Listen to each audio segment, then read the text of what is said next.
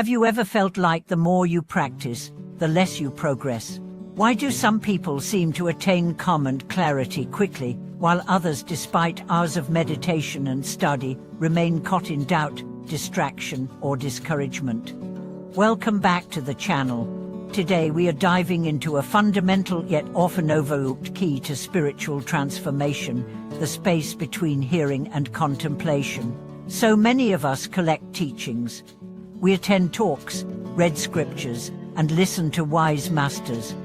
But still, real change seems out of reach. Why? Because as you'll soon discover, it's not enough to hear the Dharma. You must digest it. You must reflect, turn it over in your heart, and let it sink into your bones. This space between hearing and realization is the sacred ground where transformation truly happens. If you've ever wondered why your efforts feel like they yield little return, this video might open the door you've been looking for. Let's begin with the first step, hearing. In Buddhist tradition, hearing doesn't just mean listening with your ears. It means encountering the teachings. It means opening yourself to wisdom, whether through a teacher, a text, or even life itself. It is the intake of truth, the planting of seeds. And many practitioners stop here. They collect seeds, gathering teachings like pearls in a bowl. But without the next step, contemplation, those pearls ever become a necklace. Welcome again to our channel. Today, we're exploring a powerful insight into why spiritual practice can sometimes feel like a dead end. You do everything right, chanting, meditating, reciting sutras, yet something feels stuck. The answer may lie not in doing more, but in doing deeper. We'll explore how contemplation, in Buddhist terms, bridges the gap between theory and transformation. Let's take an example. Imagine a student hearing that Paul phenomena are impermanent, but she nods. It makes sense. She's heard it before. But then her friend betrays her. Suddenly, the pain is sharp, the anger hot. Why would she do that? She cries.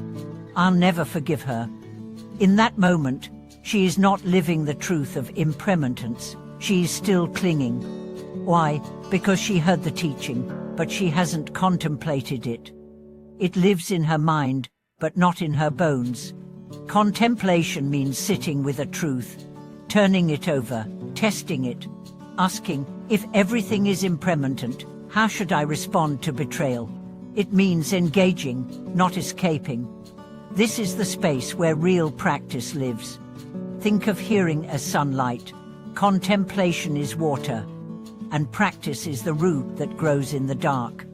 You need all three. Let's go deeper. A monk once shared this story. For years, he memorized texts, recited sutras, and attended every Dharma talk. Yet, he felt restless. He still got angry. He still gossiped. He still judged. Why is nothing changing? He asked. His teacher smiled and said, you're drinking from a cup with a crack. You pour the water of Dharma in, but it leaks out. Contemplation seals the cup. This image is powerful, because many of us are cracked cups. We hear something beautiful, inspiring, but by the next day, it's gone. Why? Because we didn't reflect. We didn't integrate. Contemplation means asking questions like, how does this teaching apply to my life? Where do I resist this truth? What would it look like to live this wisdom today? And sometimes it means sitting in silence, letting the words echo, letting them disturb you, change you, heal you. The great masters didn't rush.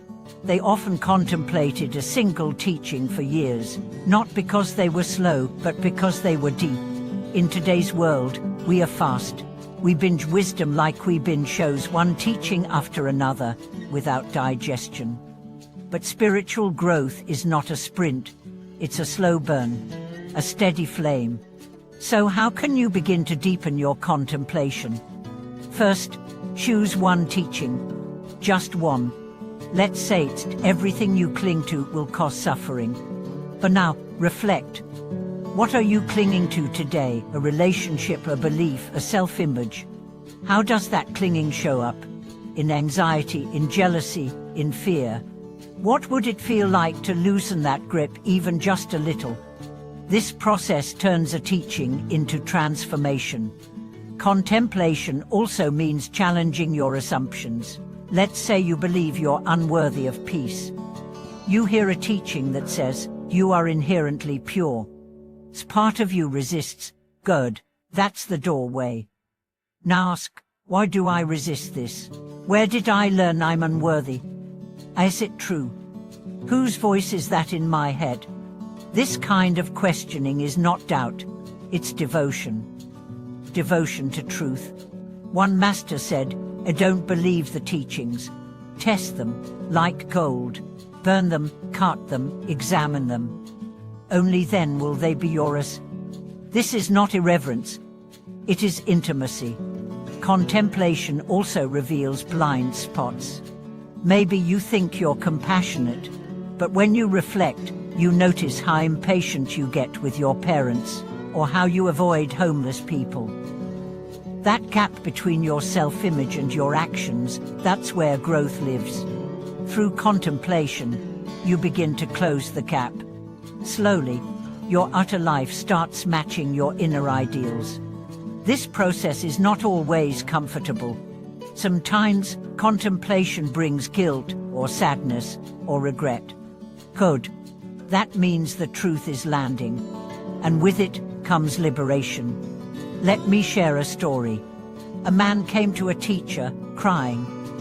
I've done terrible things, but he said. I've cheated, I've lied, I've hurt people. He expected judgment. Instead, the teacher said, good. Now you see. Now you can begin. That man spent years contemplating his actions, not to punish himself, but to understand. And through that understanding, he transformed. He didn't just hear the precepts, he became them. That's the power of contemplation.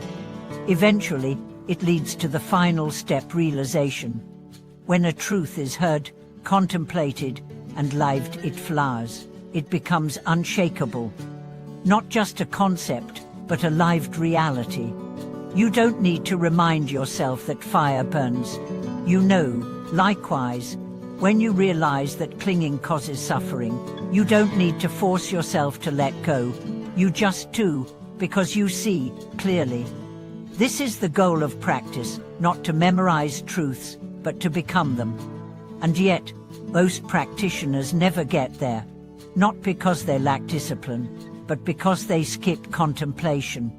So today, I invite you to slow down. Pick one teaching. Sit with it. Wrestle with it. Live it. And let it change you. Because in that quiet space between hearing and doing, miracles unfold. Thank you for watching this video. If this message resonated with you, take a moment to share in the comments what teaching are you contemplating right now. How has it shaped you? Don't forget to like, subscribe, and support the channel. Together, we are not just collecting wisdom, we are becoming it. Until next time, stay steady, stay curious, and remember, the deepest truths are not shouted. They're whispered in the silence of contemplation.